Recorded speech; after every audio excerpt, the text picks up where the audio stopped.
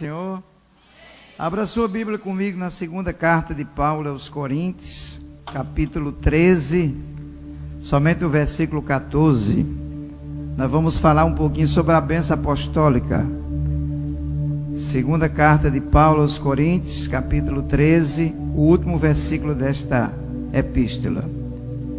Capítulo 13, versículo 14, para a gente ganhar tempo, diz assim: a graça do Senhor Jesus Cristo, o amor de Deus e a comunhão do Espírito Santo seja com todos vós. Amém. Pode tomar o seu assento.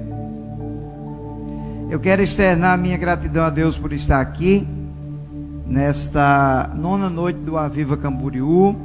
A gente já percebeu que está um clima de Deus nesse lugar nessa noite. Já foram feitas várias orações e com certeza Deus já selou com milagre. A minha gratidão ao pastor da igreja que está chegando, né? A sua esposa está aqui representando, o nosso vice-presidente, todos os obreiros que estão aqui, os amigos que sempre fazemos ao longo da caminhada, a irmã Joyce, mais o seu esposo, que tem sido um canal de bênção, mesmo sabendo que a gente estava bem debilitado. Hoje fazem 90 dias, ontem, que eu fiz 4 pontos de safena. Vocês estão olhando para um milagre.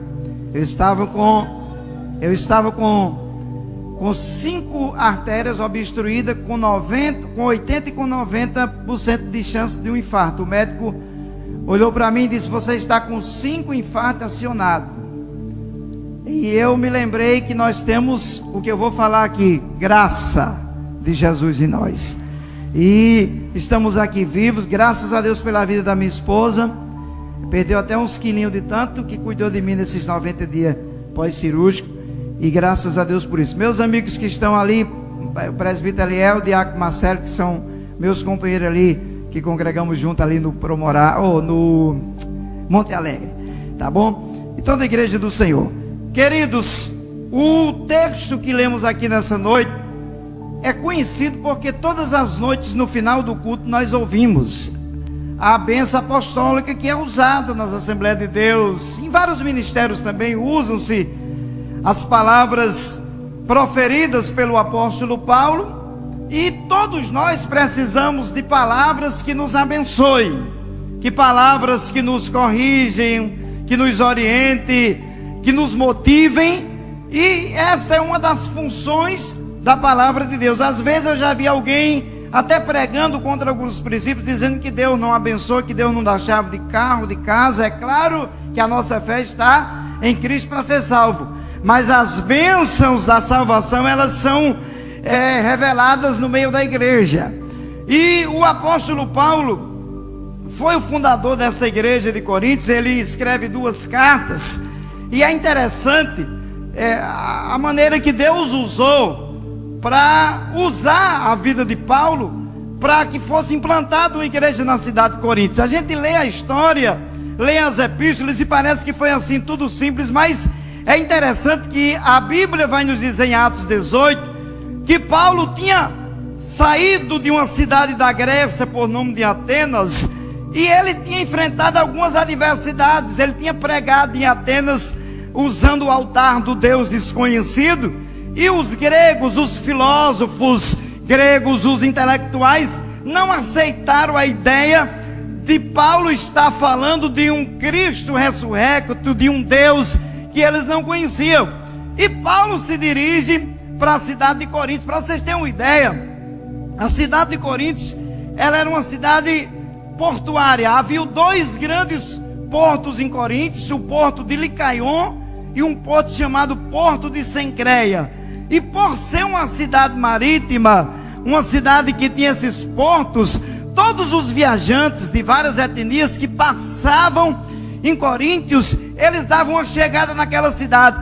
Era uma cidade muito luxuosa. Eu vi um documentário arqueológico de algumas coisas que foram resgatadas por alguns arqueólogos, e eram justamente restos de hotéis, de grandes cassinos que existiam lá na cidade de Coríntios. Quando alguém ia chegando em Coríntios, a primeira coisa que dava para visionar era no morro lá, a 520 metros acima do nível do mar, havia um templo chamado Templo Venerado para a deusa Epafrodite. A deusa Epafrodite, ela era venerada e adorada porque ela era a deusa da sexualidade, ela era a deusa da beleza feminina, e havia aquela crença dentro da mitologia grega que a Epafrodite, ela era a protetora da cidade, era a guardiã. E havia também uma coisa interessante, que no templo de Epafrodite haviam 1000 prostitutas cultuais. Essas mulheres serviam com todas as suas forças a Epafrodite, e no período da tarde a história diz que elas saíam procurando vítimas. Aqueles viajantes que vinham de outros países, que vinham de outras terras, que chegavam ali para trabalhar com os seus comércios, com as suas especiarias, com os ungüentos que eles vendiam e outros produtos. Elas procuravam esse tipo de pessoas para arrancar dinheiro deles, para sustentarem a luxúria do templo de Epafrodite.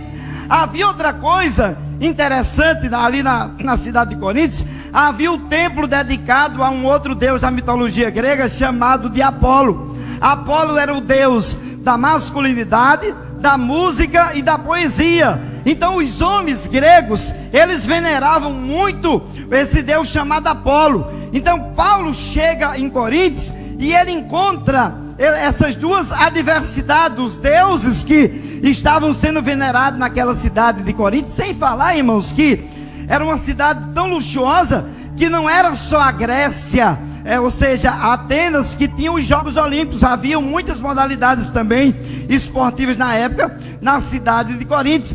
Então haviam todas essas adversidades, e Paulo chega nessa cidade, chegou sozinho, porque ele tinha deixado os seus companheiros de ministério, o Silas e o Timóteo, lá na Macedônia, e ele chega sozinho. Mas sempre Deus levanta alguém para abençoar a vida da gente, para dar o ombro amigo. E a Bíblia diz que quando Paulo chega lá, ele encontra um casal de amigos que tinham sido expulsos da Itália.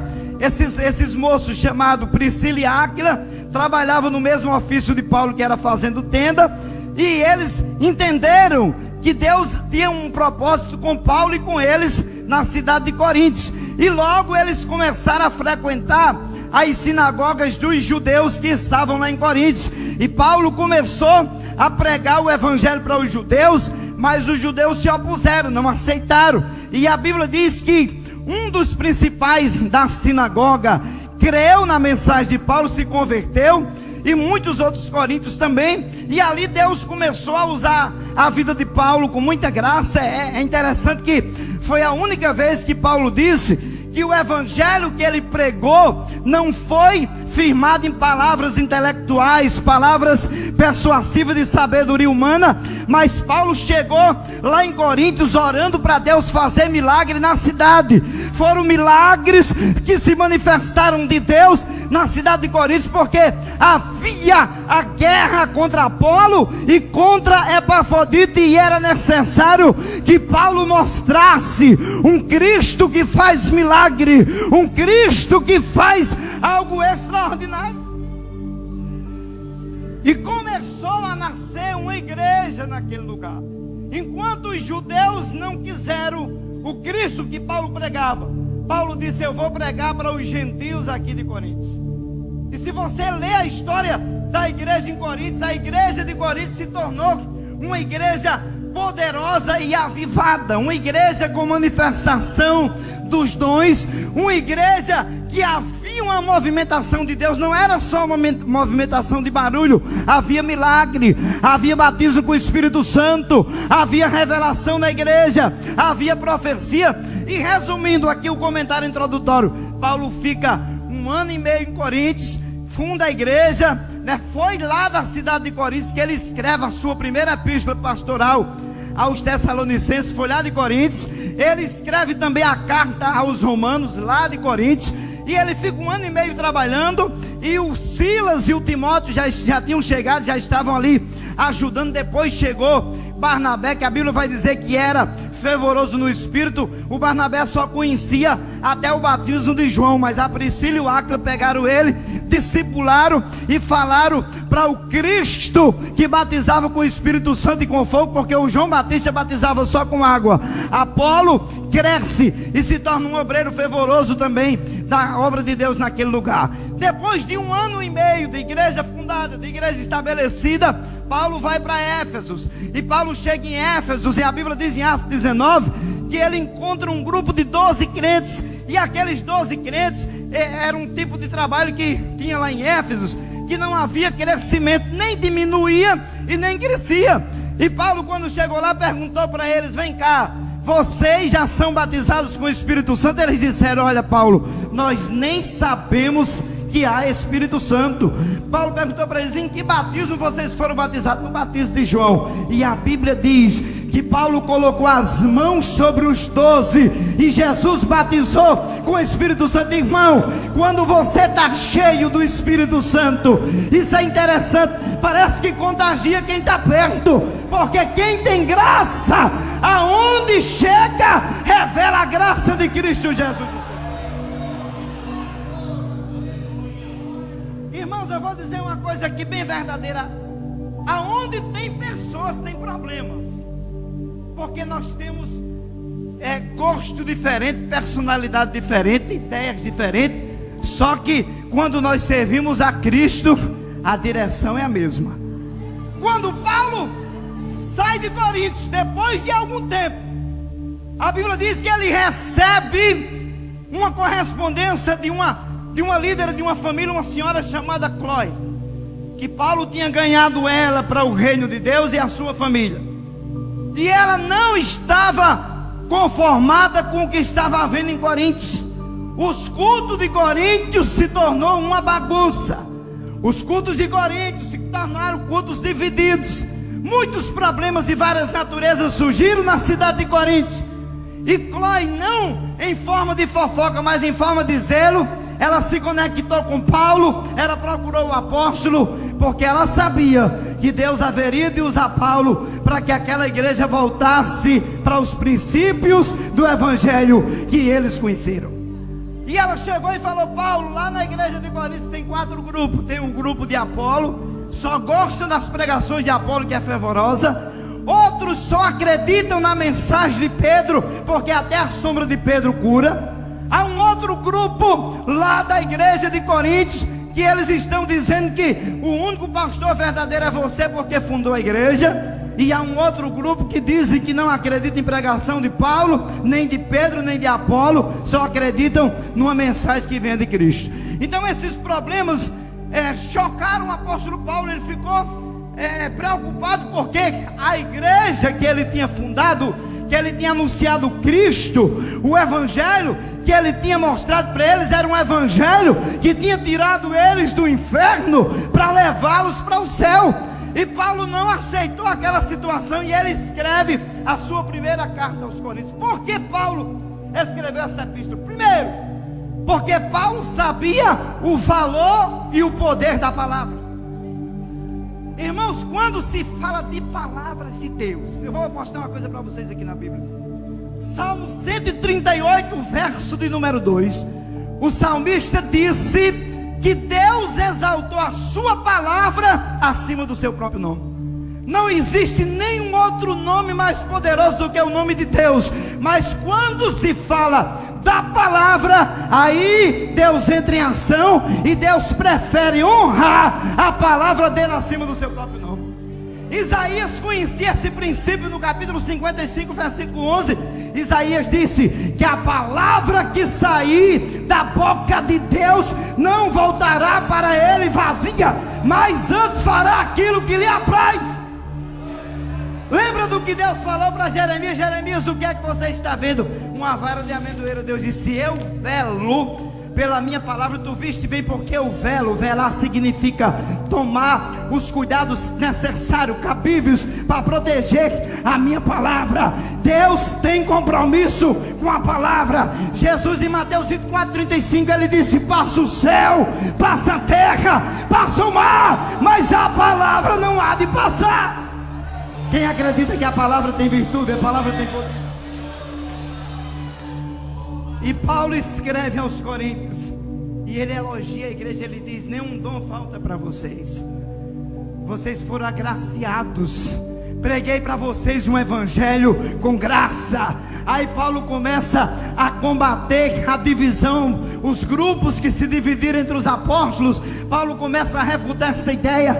Paulo prega sobre a imoralidade no capítulo 5 de Coríntios, de 1 Coríntios, capítulo 6. Ele começa a falar sobre os litígios entre os irmãos. Os irmãos, quando tinham um problema, no lugar de procurar o pastorado da igreja, iam para a justiça. Ele refutou essa ideia. Capítulo 7 de 1 Coríntios, ele falou do casamento, falou de ficar solteiro, de ficar viúvo, de ficar casado. Ele trouxe explicações práticas que ele aprendeu com o Senhor. No capítulo 8 de 1 Coríntios, ele agora fala dos sacrifícios, da comida sacrificada aos ídolos, porque havia crente em Coríntios que estavam comendo do banquete de Epafrodito e de Apolo, pessoas que tinham sido libertas e tinham voltado a comer da comida sacrificada a ídolos. Paulo disse: não se pode sentar na mesa do Senhor e na mesa de demônios. Não era que Paulo era ignorante, é porque ele sabia que a palavra poderia mudar. Meu irmão, se a palavra não mudar o caráter, se a palavra não mudar a personalidade, nada mais muda, porque a palavra é poderosa, é viva, é eficaz, e ela é um martelo que esmiuça bem. Você já viu aquele culto que você chega se arrastando, mas a palavra de Deus é enxertada em você? Daqui a pouco a tristeza salta de prazer. Daqui a pouco os problemas que estão afligindo a sua mente, que estão travando uma guerra com você, desaparecem, porque a palavra entrou em você. E Paulo escreve vários assuntos na primeira carta. Na sua segunda epístola, quando ele resolve escrever a segunda epístola de Paulo, pode prestar atenção, quem é leitor da Bíblia, já vê a diferença de ensinamento, porque eu entendi pela revelação bíblica escrita em 1 Coríntios 2, que houve uma mudança na igreja de Coríntios pelas palavras que Paulo escreveu para eles. E quando Paulo está encerrando a sua segunda epístola, fizemos leitura aqui nessa noite, 2 Coríntios, capítulo 13, versículo 14. Paulo terminou a epístola dizendo que a graça de Jesus, o amor de Deus e a comunhão do Espírito Santo estivesse naquela igreja. Paulo desejava que a graça estivesse. Por quê? Primeiro, Efésios 2:8. Paulo escreveu aos Efésios e disse assim: ei, pela graça vocês são salvos. Isso não vem de vós, é dom de Deus. A graça revela a salvação em Cristo Jesus. E Paulo sabia, irmã cantora Célia, que para a salvação continuar sobre os crentes de Coríntios, eles precisavam de graça, porque a graça muda de dentro para fora, a graça renova, a graça liberta, a graça muda atitudes. E era isso que Paulo queria, que a graça, irmã Jorge, estivesse sobre a igreja de Corinto. Segundo, porque Paulo queria que a graça estivesse na igreja. O apóstolo João, todos nós somos sabedores que ele andou 3 anos e meio com Jesus, fez parte do ministério, era o discípulo único que colocava a sua cabeça no peito de Jesus. E no capítulo 1, versículo 17 do seu livro, ele diz que a lei veio pelo Moisés, mas a graça e a verdade vieram por Cristo. João sabia, pastor Zilmar Miguel, que Cristo trouxe graça. Essa graça restauradora, essa graça que faz você sorrir no meio das crises, essa graça que faz você estar alegre, mesmo depois de fazer 4 pontos safando igual eu fiz.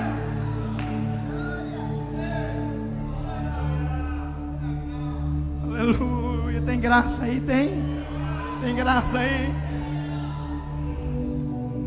Uma certa vez Paulo travou um duelo de oração com Deus. Paulo travou um duelo de oração por causa de um espinho na carne. Sabe aquele espinho que a gente tem? Que parece, pastor Eliel, que nunca vai sair. Aí Paulo orou, tinha comunhão. Quem tem comunhão tem resposta. Às vezes que não seja a resposta como queremos. Jesus deu aquele sorriso para Paulo e disse: Paulo, a minha graça te basta. Paulo, você tem graça. Estou sem dinheiro no banco, mas tem graça. Estou andando num carro que fede a gasolina, mas tem graça. Pastor, está uma guerra lá em casa, mas tem graça. Tem graça de Deus e basta. Porque a graça supre necessidades.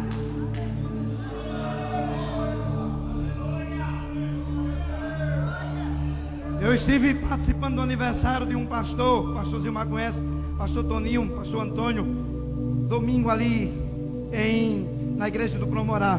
O pastor foi meu pastor 4 anos, eu tenho um carinho, mas a minha esposa é muito grande por ele, amigo do pastor Zilmar. O pastor que pregou pra gente lá, ele foi pregar em São Luís esses dias. Ele contou publicamente, dentro do avião, ele sentiu uma dor no peito, a dor do infarto. E ele disse que começou a sentir dores, e ele tinha certeza que estava infartando e ia morrer. Ele disse que ouviu a voz do inimigo dizer: hoje você vai. E ele disse: Deus, não me deixe morrer dentro desse avião. Na mesma hora, Deus entrou em ação, a dor sumiu. Quando ele chegou em casa, alguém ligou para a esposa e disse: eu quero falar com seu esposo. A irmã passou o telefone para ele, a esposa passou o telefone para ele, e aquela irmã lá do outro lado do mundo disse: eu te livrei do infarto porque eu tenho obra. A minha graça está sobre você. Quando a graça está sobre alguém, tem livramento. Eu sei que tem graça de Deus em você.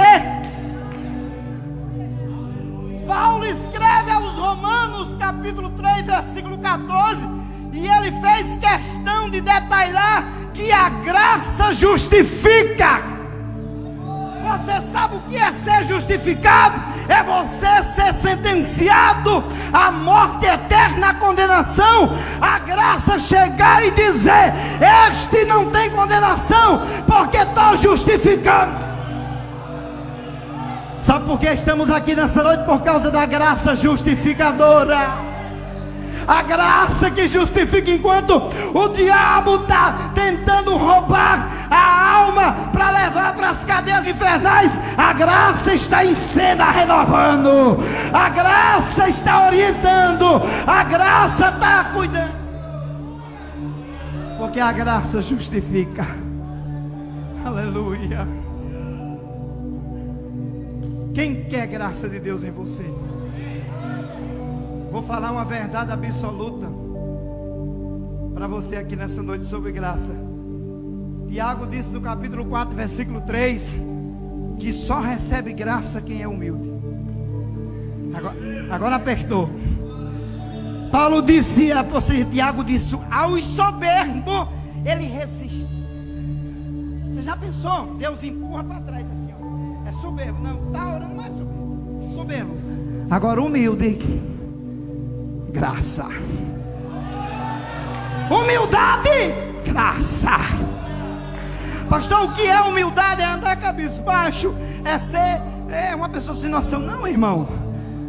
Humildade é ser submisso, começando na liderança da igreja, em primeiro lugar a Deus. Na empresa, ser líder, ser submisso a patrão. Tudo isso faz parte de quem é humilde. O humilde suporta os tempos de crise. O humilde sabe que a hora de Deus honrar ele vai chegar. Tiago diz que aos humildes Deus dá graça. E eu quero profetizar em alto e bom som, que se a unção da humildade está em você, vai ter graça de manhã, vai ter graça à tarde e vai ter graça à noite sobre você.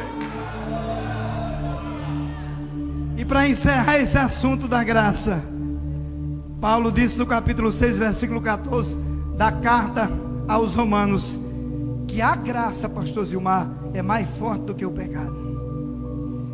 Tem um hino da harpa que diz assim, ó: tentado não ceda, ceder é pecar, pois pois muito mais nobre.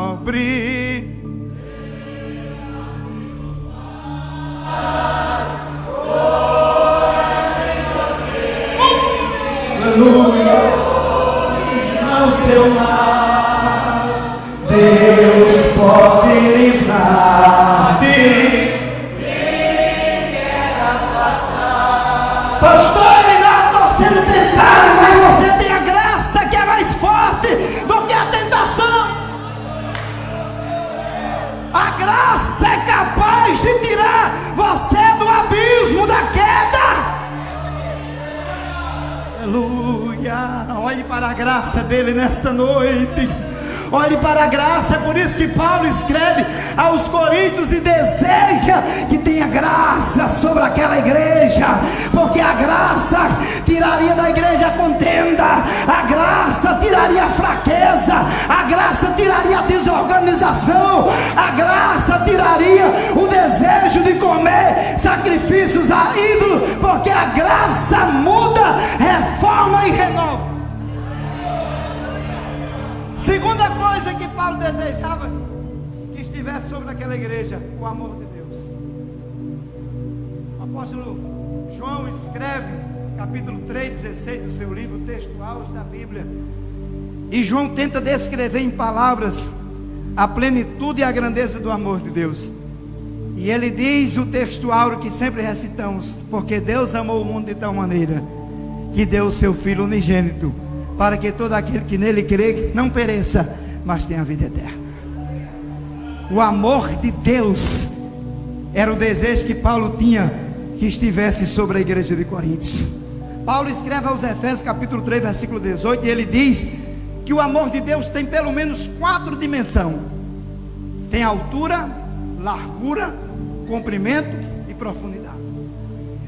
A altura do amor de Deus consegue alcançar quem está bem alto, igual a Zaqueu. Lembra de Zaqueu? Alto, homem poderoso, muito dinheiro, publicano, chefe dos publicanos. Mas Jesus olha para cima e vê Zaqueu lá em cima e diz: desça. Só conjecturando, hoje tem salvação na sua casa. A altura do amor de Deus é capaz de pegar quem está bem alto, se sentindo super forte, distante de Deus. Aí a altura do amor de Deus é capaz de pegar esta pessoa, porque Deus é tremendo. O amor de Deus, ele tem largura. Ou seja, o amor de Deus, ele não age só na vertical, só na horizontal. Ele age em todos os aspectos. É por isso que existe a missão transcultural. Deus é capaz de alcançar alguém lá na Índia, lá na China, lá na Argentina. O amor de Deus ultrapassa as culturas. O amor de Deus pega alguém que nasceu preso numa religião e muda por causa da revelação deste amor de Deus que é em Cristo. Nós que sempre estamos fazendo parte dos Gideões, nós temos visto gente dos 4 cantos dessa nação alcançado por esse amor que tem lá. Deixa eu profetizar uma coisa para a sua família aqui nessa noite. Está longe de Deus o teu parente, o filho. Talvez você está aqui, mas o filho está lá, sabe lá onde? O esposo, enfim, algum parente seu, e você está orando. O amor de Deus tem largura. Deus tem poder para alcançar onde ele estiver. Vai fazer estou caminhando para 30 anos que sirva a Jesus. E naquela época eu passei uns tempos viciado. Eu fumava muita maconha. Era a droga que a gente conhecia lá na época. E um dia minha mãe pegou um baseado de maconha num casaco do meu paletó e olhou para mim e disse: tá fumando maconha? Minha mãe, uma águia, mãe de 14 filhos, podia ter feito um escândalo, ter contado para o meu pai, para os irmãos. Minha mãe disse: Jesus vai pegar você aqui, olha.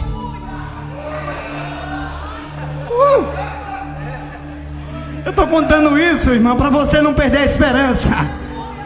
Minha mãe disse: vou fazer uma campanha de 7 quartos orando e jejuando, Jesus vai lhe pegar. Na 4ª semana Jesus pegou e não soltou mais. O amor de Deus, aleluia. O amor de Deus tem comprimento, alcança longe, não tem limite. Às vezes, irmãos, a nossa visão alcança um certo limite. O amor de Deus alcança onde Ele quer alcançar. Deus me alcançou dentro do bairro uma sexta-feira. Eu me converti no domingo seguinte. O melhor amigo que eu considerava, o cara, o irmão lá das drogas, ele puxou uma arma para me matar e Deus não deixou, porque Deus tinha obra e a minha mãe estava orando. Deus entrou lá dentro do bairro e me pegou lá. Deus vai pegar a gente na sua família esse ano. Vai, pessoas que fazem parte da sua família biológica vão entrar por essas portas, porque haverá salvação. Deus vai trazer, e não só para assistir culto, vai ter reconciliação, vai ter salvação, vai ter batismo. Adolescente que você não sabe lidar, não sabe o que fazer, calma, o amor de Deus vai alcançar, porque o amor de Deus tem cumprimento.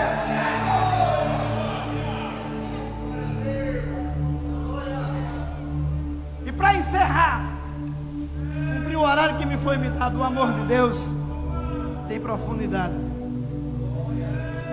Cristo estava lá em cima e desceu para cá, se fez homem.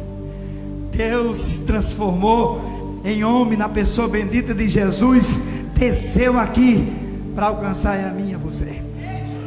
Nós só estamos aqui nessa noite porque Ele desceu e nos alcançou.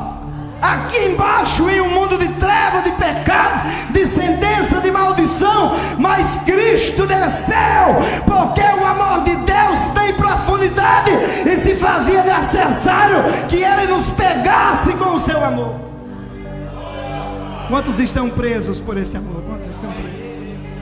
E para encerrar minha ministração, o apóstolo Paulo vai dizer que a graça de Jesus, o amor de Deus e a comunhão do Espírito Santo esteja com vocês. Você sabe o que é ter comunhão com o Espírito Santo? É ter em você, em primeiro lugar, disse o apóstolo João escrevendo as palavras de Jesus, que o Espírito da verdade, que o mundo não pode conhecer, porque não crê e não conhece, mas você conhece, está com você e habita em você. Você já parou para refletir? Às vezes eu fico pensando nisso. Poxa vida, o Espírito de Deus, o próprio Deus morando em nós. Isso é algo, irmãos, que não se explica com a ciência humana, com a lógica humana, com as palavras humanas. A graça de Deus, o amor de Jesus está em nós por causa desta comunhão com o Espírito Santo. Você sabe como é que Deus vai detectar os salvos no dia do arrebatamento? Está na Bíblia. Paulo escreveu aos Romanos capítulo 8, versículo 9. Ele disse assim: se o Espírito de Cristo não estiver em você, você não é dele. O Espírito de Cristo vai fazer a conexão. No momento que a trombeta do arrebatamento tocar, os que morreram em Cristo vão ressuscitar primeiro, encontrar o Senhor nos ares. Depois nós, os vivos, subiremos, porque o Espírito de Deus que está em nós, trazendo comunhão, enchendo a nossa vida desta graça, vai fazer a conexão e você vai ser arrebatado. Vai ser mais rápido do que um abrir e piscar de olhos. É por isso que nós temos que conservar a presença desse Espírito em nós. Paulo vai dizer que não se deve apagar o fogo do Espírito que está aceso em nós. Se faltar a comunhão com o Espírito Santo de Deus em nós, muitas coisas ruins vão desencadear na nossa vida. Frustrações, tristezas, decepções e tantas outras coisas mais. E para encerrar, Paulo diz, meus irmãos, para encerrar a minha ministração, o apóstolo Paulo, quando escreve aos Romanos o Cântico de Vitória, ele escreve uma lista daquilo que não separaria ele do amor de Deus que está em Cristo Jesus. Ele diz: será a tribulação? Irmão, quem já passou tribulação ou passa de vez em quando? Você passa até no trânsito para ir para a igreja. Passa ou não passa? Passa. Eu já fui pregar de chegar atrasado porque o trânsito não ajudou. Tribulação. E o pastor da igreja ligando: não vai chegar não, irmão. E às vezes você saiu 2 horas antes. Tribulação. Paulo vai fazer uma lista. Será a tribulação? Será a perseguição? Irmãos, quem é que fica feliz quando está sendo perseguido? Ninguém. Porque mexe com o seu emocional, com o seu psicológico, desestrutura você. Mas ele vai dizer que nem a perseguição, aí vai fazendo a lista, nem a espada, nem a fome, nem a peste. E para resumir, quando chega no final, Paulo procura mais alguma coisa e não encontra. Ele diz: e nenhuma outra criatura poderá nos separar do amor de Deus que é em Cristo Jesus. Com permissão do pastor, fique em pé, por favor. A irmã que vai cantar se posiciona. Graça de Deus em você. A graça vai curar. A graça vai arrancar as pedras que estão nos seus rins. Você vai expelir essas pedras que estão nos seus rins, porque a graça vai fazer isso. Vai, a bactéria que está causando ruptura na parede do seu estômago e o antibiótico não está dando volta, a graça vai queimar. Deus vai colocar a sua coluna no lugar, porque a graça está aqui. Vai, Deus vai colocar a sua coluna no lugar. O açúcar que está em excesso no seu sangue, causando diabetes, Deus pode controlar, porque Deus está na casa. Deus está presente, tem graça. É a graça quem faz. É a palavra revelada pela graça quem alcança, quem faz milagre de Deus em nós. Nós queremos orar por você. Eu quero convidar, com permissão do pastor da igreja, você que precisa de um milagre de Deus, e Deus falou com você aqui nessa noite, por favor. Nós estamos numa campanha para Deus fazer milagre. Deus está fazendo e vai fazer.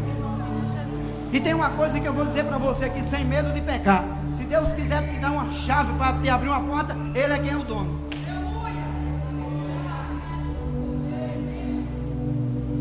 Eu conheço um pregador, pastorzinho Marco, que estava num culto, numa prova, vai vindo para cá, estava assistindo lá embaixo. Aí o pregador da noite disse: eu estou sentindo aqui de Deus que Jesus vai abençoar alguém aqui. Eu vou profetizar, só um ato profético, eu vou fazer assim e você pega. Ele disse que ficou assim, se preparou. Diga logo, quando o pregador disse: que doutor! Giro com o taramão assim. Aí Jesus começou a abençoar. Daqui a pouco estava com a rede de rocha. Vai entender o mistério da graça. Deus tem milagre para você. Eu vou fazer um desafio aqui na autoridade do nome de Jesus, porque conheço o Deus que prego. Você que está desempregado, corra na frente. Deus vai abrir uma porta, a sua carteira vai ser assinada esse ano e vai ser algo vindo de Deus. Vai ser porta aberta por Deus. Pastor, eu tenho uma causa na justiça. Opa! Ei, Deus é especialista, ó. Pegar o processo, está lá embaixo da gaveta, e botar em cima. O juiz vai estar dando uma olhada nos processos mais antigos e vai dizer: esse aqui, vamos julgar essa causa. Você está na campanha, meu irmão, você está buscando. Há um Deus que faz milagre na terra dos viventes. Aleluia, vem para cá, corre. Tem uma causa na justiça, venha, porque esse ano é um ano de milagre de Deus. A igreja está orando por isso e para isso. A gente sabe, irmãos, que vocês são um crente maduro, que sabe que o lugar é o céu. Mas olha, a vergonha das dívidas, Jesus vai tirar de você. Eu já passei luta financeira que tinha até medo quando a companhia energética passava. Medo de cortar. Aí um dia Jesus disse assim: você vai ter para emprestar, não vai tomar emprestado. Quem crê em milagre, quem crê em milagre. Tem milagre, quem faz é Deus. É milagre. Eu estou sentindo uma unção de Deus aqui, e eu tenho certeza que Deus vai destravar